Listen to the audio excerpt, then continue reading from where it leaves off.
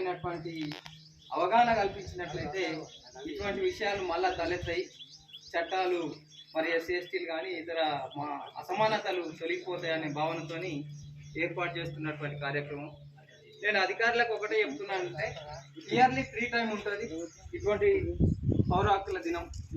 దీన్ని కనుక ప్రతి గ్రామంలో మనం అమలు చేసినట్లయితే, అంటే గ్రామ సర్పంచ్ దీనికి ప్రథమ బాధ్యత వహించుకొని, సెక్రటరీ గారు వీళ్ళు డేట్ తీసుకొని, మండల స్థాయి అధికారులను కనుక ఇన్వైట్ చేసుకొని గ్రామంలో యువకులు కానీ విద్యార్థులను కానీ కనుక ఒక సమావేశం ఏర్పాటు చేసుకొని అవగాహన చేసినట్లయితే ఇటువంటి పునరావృతం కావు, అసమానతలు లేవు.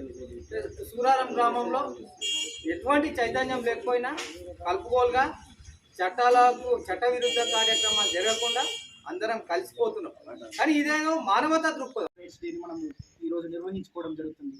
దీని యొక్క ఏంటంటే భారత రాజ్యాంగం ఏదైతే మనకు దేశంలో అత్యున్నతమైనటువంటిది ఏదైతే ఉందో భారత రాజ్యాంగం మన పౌరులందరికీ కల్పించినటువంటి హక్కులు ఏవైతే ఉన్నాయో అవి అందరికీ సమానంగా ఉంటాయని తెలియజెప్పడానికి మనకు గౌరవ కలెక్టర్ గారు ఈరోజు ఈ సమావేశంలో చదివి వినిపించాల్సిందిగా మనకు ఒక షెడ్యూల్ ఇచ్చాడు. కాబట్టి ఒకసారి మీ అందరికీ చదివి వినిపిస్తాం.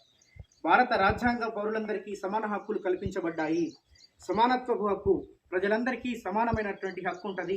సమానత్వ హక్కు భారత రాజ్యాంగం అధికరణలు ఆర్టికల్ 14, 15, 16, 17, 18ల ప్రకారం ప్రసాదించబడినవి. పౌర ప్రదేశాలు, పబ్లిక్ ప్లేస్లు అయినటువంటి పార్కులు, మ్యూజియంలు, బావులు, స్నానఘాట్లు, దేవాలయాలు మొదలగు చోట్లలో ప్రవేశించుటకు సమాన హక్కు కలిగి ఉంటారు.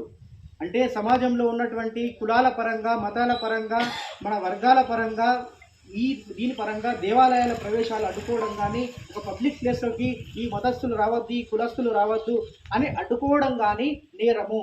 అటువంటి చేయకుండా అందరూ సమానమైన భావనతో MFSN ఛానల్కు లైక్ చేయండి, షేర్ చేయండి, సబ్స్క్రైబ్ చేయండి.